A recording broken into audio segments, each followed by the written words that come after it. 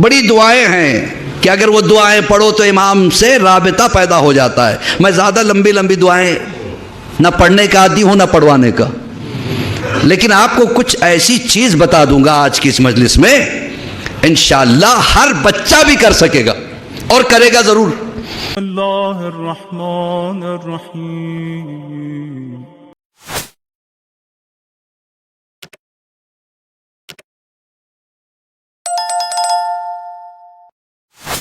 मेरे मौला ने एक उसूल दे दिया, अगर जिंदगी में कभी चोट नहीं खानी हो, जिंदगी में कभी नाकामी की शक्ल ना देखना हो, तो ये 4 चीजों पे अमल कर लेना। इबादत में दिल पे काबू, महफिल में बैठो तो ज़बां पे काबू। महफिल में देखिए, पहले सोचो फिर बोलो। बेवकूफ़ में और अक्लमंद में यही पहचान है। बेवकूफ़ पहले बोलता है, बाद में सोचता है ये मैंने क्या कह दिया।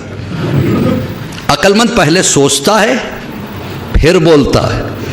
मौला ने क्या कहा? इबादत में दिल पे काबू, महफिल में बैठो ज़बां पे काबू। तीसरी बात बता दूं, बहुत प्रैक्टिकल बात है, दावत में बैठो तो हाथों पे काबू।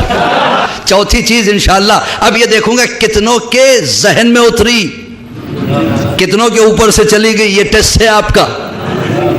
मौला ने क्या कहा? इबादत में दिल पे काबू, महफिल में बैठो ज़बां पे काबू, दावत में बैठो हाथों पे काबू। चौथी चीज सुनिएगा, किसी के घर जाओ तो निगाहों पे काबू।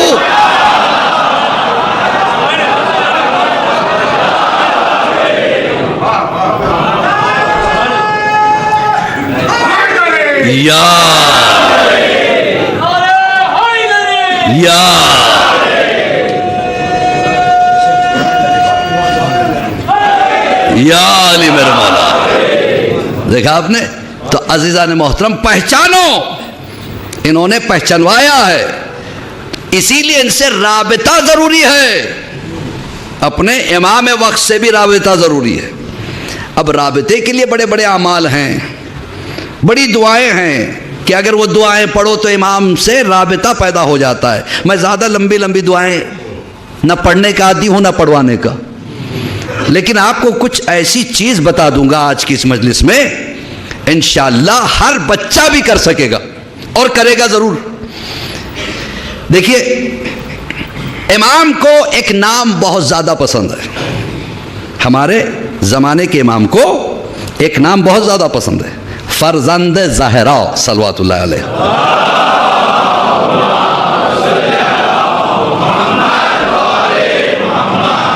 तो एक छोटा सा अमल है राबिता कायम करने के लिए, राबिता कि कहे सोने से पहले, पूरे कामों से फारिग हो जाने के बाद, जब आप बिस्तर पे सोने के लिए लेट रहे हो, उस वक्त आखिरी वक्त ये कहे अस्सलामु अलैका या फरजंद ज़हरा सल्लल्लाहु अलैहि। क्या मुश्किल काम है? नहीं, बहुत आसान है।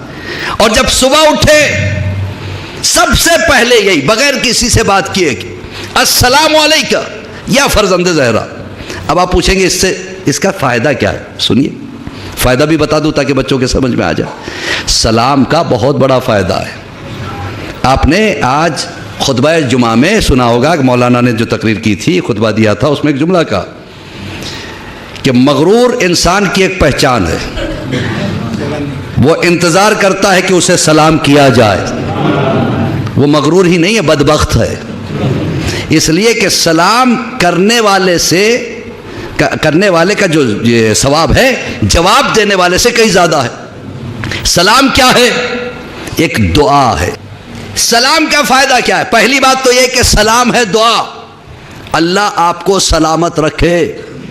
और जो जवाब सलाम देता है वो दुआ का जवाब दुआ से, अल्लाह तुम्हें भी सलामत रखे, अपनी रहमतों के साए में रखे, रहमतुल्लाह बरकातहू, और बरकतों से नवाजे, है या नहीं?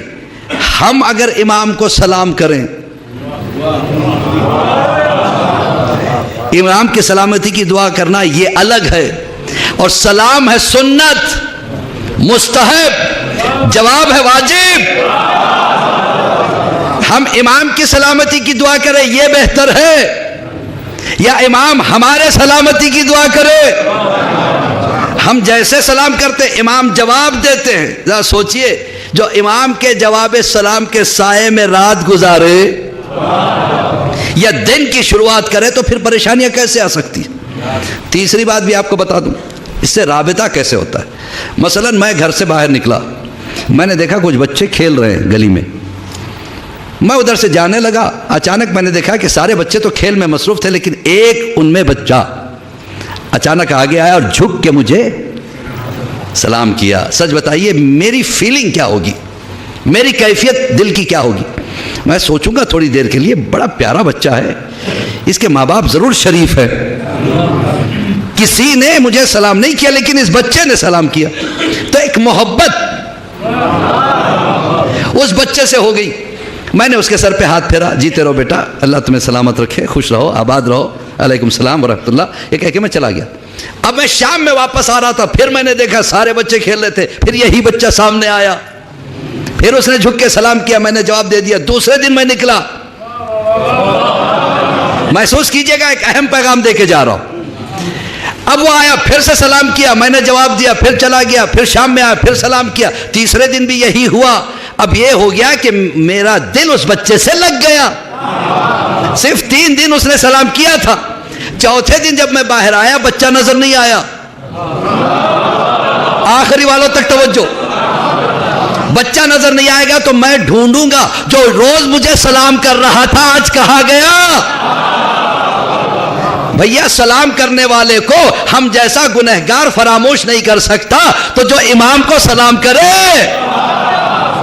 एक सलवात पढ़े बर मोहम्मद व आले मोहम्मद।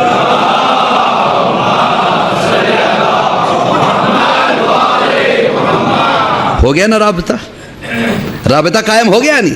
अच्छा दूसरी चीज आपको ये और भी बता दूं, कभी कभी आपने गौर किया होगा कि आपके घर में कभी एक आपका बेटा या आपकी बेटी, नन्ही सी बच्ची, छोटा सा बच्चा 9-10 साल का, 11-12 साल का, आपके सामने आके कहता है पापा एक 50 रुपये दो। मुझसे पूछा मेरे बच्चे ने, मैंने कहा अच्छा 50 रुपये, बेटा तुम्हारी हाइट इतनी नहीं है जितने पैसे तुम मांग रहे हो। कहा नहीं पापा मुझे चाहिए, मुझे चाहिए, मुझे चाहिए। अब जब जिद किया, मैंने कहा ठीक है दे देता हूँ। करोगे क्या? कहा पापा आज मेरे दोस्त का बर्थडे है। अच्छा क्या करोगे? गिफ्ट लेके जाऊंगा। मैंने कहा चलो ठीक है, बच्चा शौक कर रहा है, दे दिया मैंने। फिर 4 दिन के बाद पापा एक 50 रुपये और दीजिए। मैंने कहा बेटा 4 दिन पहले तो तूने लिए थे। कहा वो दूसरे दोस्त का बर्थडे था, अब एक और दोस्त का बर्थडे आ गया, अब बच्चे से प्यार है, क्या करेंगे, दे दिए। फिर 4 दिन के बाद फिर आ गया पापा एक और दोस्त का बर्थडे। तो एक चीज मेरे जहन में आई जो मैं आपको शेयर करना चाहता हूं आपसे। हमारे बच्चों को बहुत तवज्जो, हमारे बच्चों को अपने दोस्तों के बर्थडे याद हैं, लेकिन अगर पूछ लिया जाए बताओ छठे इमाम का बर्थडे कब है, अब बच्चा ब्लैंक, खामोश।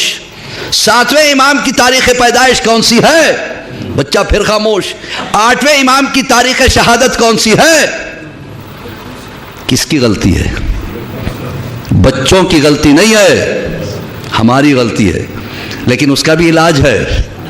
इलाज बता दूं, आपसे ज्यादा आपके बच्चे याद रखेंगे, दावे के साथ कह रहा हूं। छोटे छोटे चुटकुले होते हैं लेकिन लाइफ बदल जाती है। घर जाके ऐलान कर दीजिए बच्चों में, हर महीना किसी ना किसी इमाम की शहादत या किसी ना किसी इमाम की विलादत की तारीख है। हर महीना जो बच्चा मुझसे आके, अगर इमाम की विलादत है तो मुझसे आके कहे पापा मैं आपको फला इमाम की विलादत की मुबारकबादी देता हूं, 50 रुपए दूंगा। अगर शहादत है तो बच्चा आके कहे कि फला इमाम का पुरसा देता हूं, 50 रुपए दूंगा। आपसे पहले आपका बच्चा कैलेंडर लेके बैठ जाएगा, इस महीने में कितनी तारीखें आती हैं। भाई देखिए, मोटिवेट करने का तरीका है तो जो है ना आपकी, इसी से राबते कायम होते हैं। हर महीना हम भी इमाम के राबता रखने के लिए एक और तरीका है, अरीजा। कब लिखते हैं हम अरीजा? हाँ, क्या 15 शाबान को लिखना है?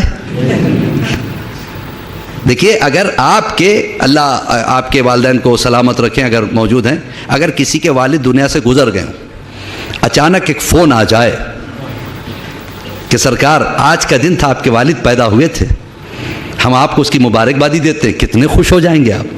अरे मेरे बाप की विलादत की तारीख उसे याद है। तो अजीज़ों, हर महीना एक अरीज़ा लिखने का तरीका है। अफसोस ये कि हम अरीज़ा तो लिखते हैं, मौला ये दे दीजिए, वो दे दीजिए, ये कर दीजिए, वो कर। कभी आपने भी कुछ गिफ्ट दिया है? खाली लेना जानते हैं? कम से कम मुबारकबादी तो दो। मौला अरीज़ा लिखो कि आज आपके फुला जद की विलादत की तारीख है, मौला मैं उस विलादत की मुबारकबादी के लिए अरीज़ा लिख रहा हूं। देखिए इमाम कितने खुश होते हैं। तो अजीज़ान मोहतरम, ये जो हमारी मजलिसें हैं, ये दरसे इमाम हुसैन अलैहिस्सलातु वस्सलाम है, कोई टाइम पास का जरिया नहीं है। यहां से कुछ लेके जाना चाहिए इंसान को।